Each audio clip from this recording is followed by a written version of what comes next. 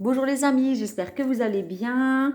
Je me lance dans les guidances des 12 signes astro, ce qui me prend quand même pas mal de temps, donc du coup je le fais assez rarement. Donc là, les guidances sont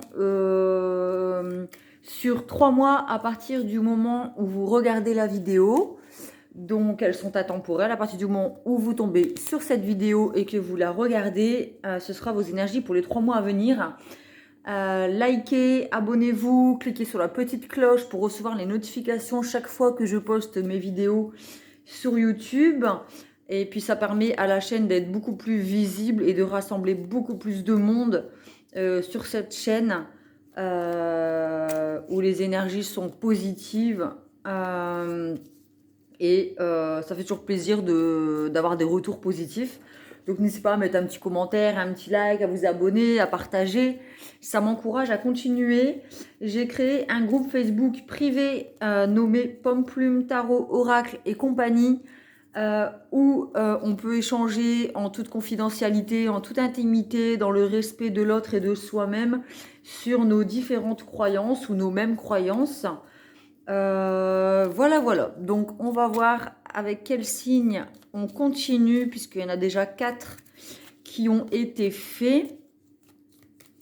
Alors, hop, on a le signe du Scorpion, signe d'eau.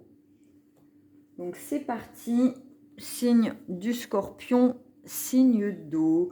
Donc, oracle des miroirs pour tout ce qui est énergie concrète dans la matière, ce qu'on traverse concrètement dans nos vies, et le Light Seer Tarot pour mettre en lumière ce que l'on a au plus profond de nous et sur les choses sur lesquelles on a besoin de travailler ou de mettre en place justement. C'est parti. Signe du Scorpion, signe d'eau. Destinée, ouverture et miroir magique. Oh là là, quel beau présage! Donc, dans les prochains mois, ou alors actuellement, vous avez trouvé la clé pour aller vers votre destinée. C'est quelque chose qui est protégé, vous êtes protégé, c'est positif. Le miroir magique, c'est une carte qui enlève tout le négatif auparavant ou par la suite. Donc dans les prochains mois, là, vous allez vraiment vous offrir l'opportunité d'ouvrir la porte vers votre destinée et d'aller vers quelque chose de lumineux, de chaleureux. On a vraiment les 2 cartes du soleil. Donc là, vraiment, ça présage quelque chose de très très positif pour les scorpions. On a des compromis, des négociations, des conciliations, un équilibre, une justice de trouver. Peut-être aussi, on a su équilibrer nos énergies masculines et féminines en nous. Et du coup, ça se reflète à l'extérieur par des conciliations avec autrui dans nos relations. On a l'instabilité, peut-être que justement cette période d'instabilité nous permet, peut-être qu'on était dans une période d'instabilité et que ça nous permet de fermer la porte à certaines choses pour l'ouvrir vers des choses beaucoup plus positives et équilibrées. Il y a peut-être un choix à faire. Il y a le retour d'un masculin ou d'une féminine dans notre vie. On a encore la carte du soleil. Donc décidément, ça présage quelque chose de positif. Donc comme je dis, si c'est à l'intérieur de nous-mêmes, c'est le féminin et masculin, c'est-à-dire nos rêves, nos illusions, nos intuitions, nos envies, nos passions, nos désirs, qui représentent le féminin et qui vont se mettre en action de par notre côté masculin, qui va faire un pas dans la matière, dans la vraie vie pour concrétiser ses rêves et ses envies. Donc ça, c'est quelque chose de très positif. Ou alors, si on était en instance d'instabilité dans une relation instable, entre peut-être le célibat et la relation, on a le retour d'une personne dans notre vie avec laquelle on va faire des compromis et trouver un équilibre après des discussions et des conciliations. C'est une relation qui présage quelque chose de positif et c'est vraiment l'ouverture vers la destinée.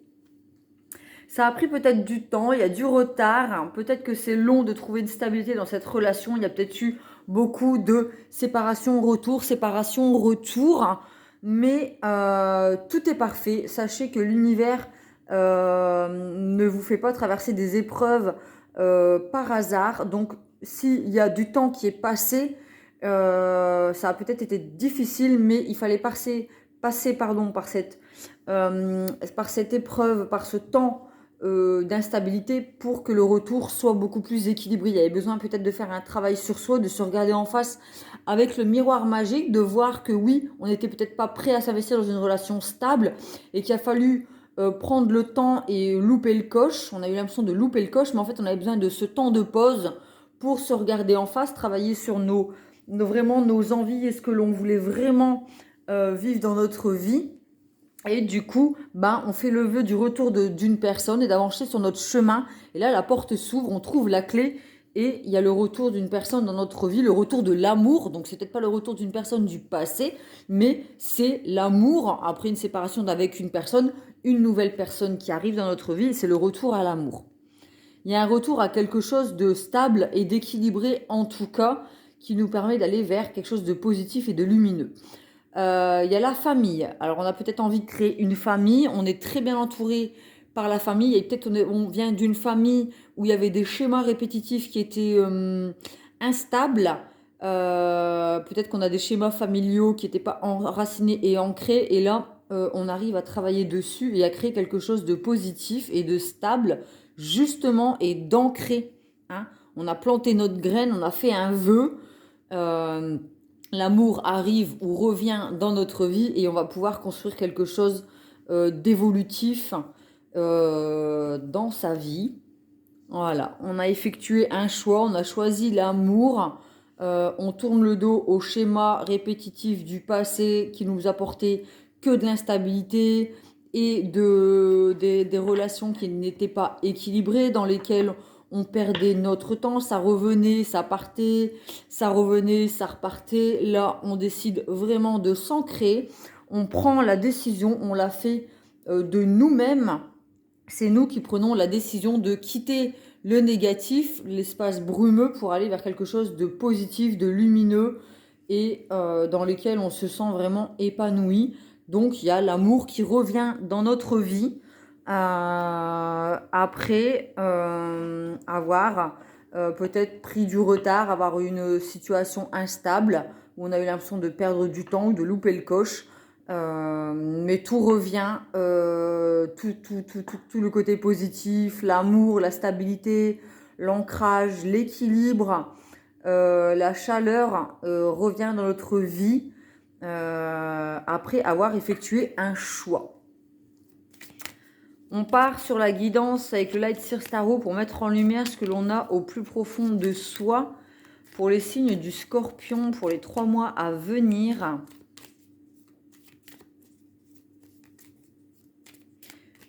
Effectivement, pour rentrer dans une relation stable, en amour, il y a besoin de faire des compromis. On ne peut plus être aussi libre ou faire ce qu'on veut comme lorsqu'on était célibataire et seul. Donc effectivement, si on veut une relation stable et équilibrée en amour et construire quelque chose de solide avec la carte de la famille et d'enraciner et qui va évoluer et porter ses fruits, effectivement, il y a des compromis à faire et des conciliations.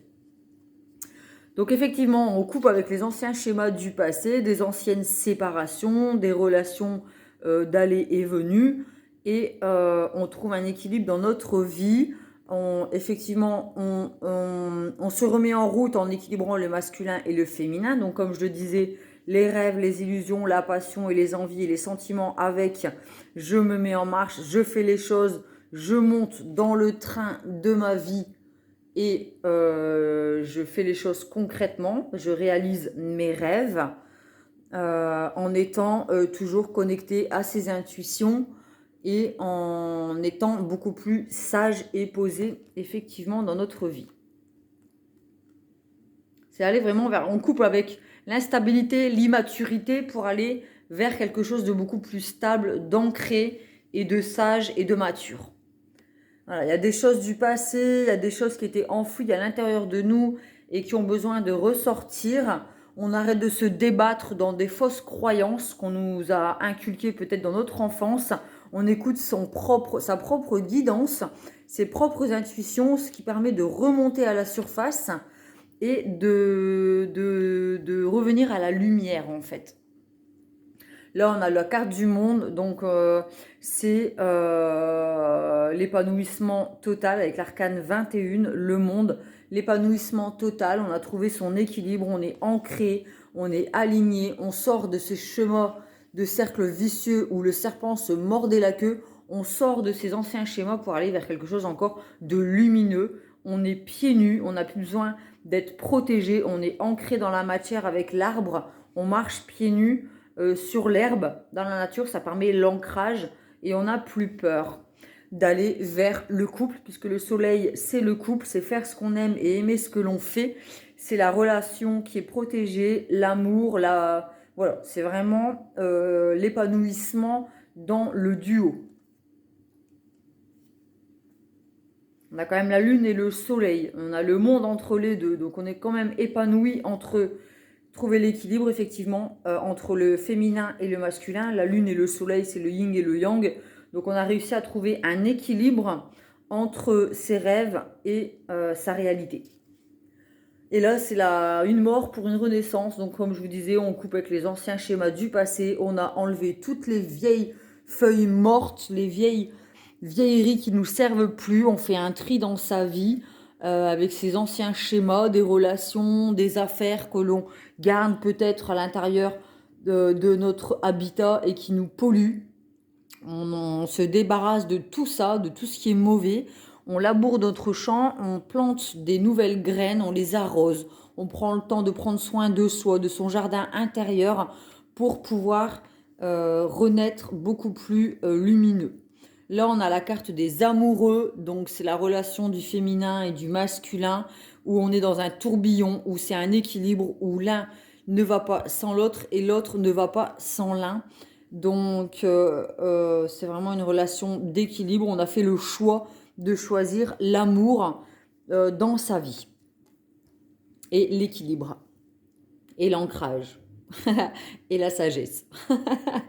Voilà, donc c'est une relation d'âme-sœur.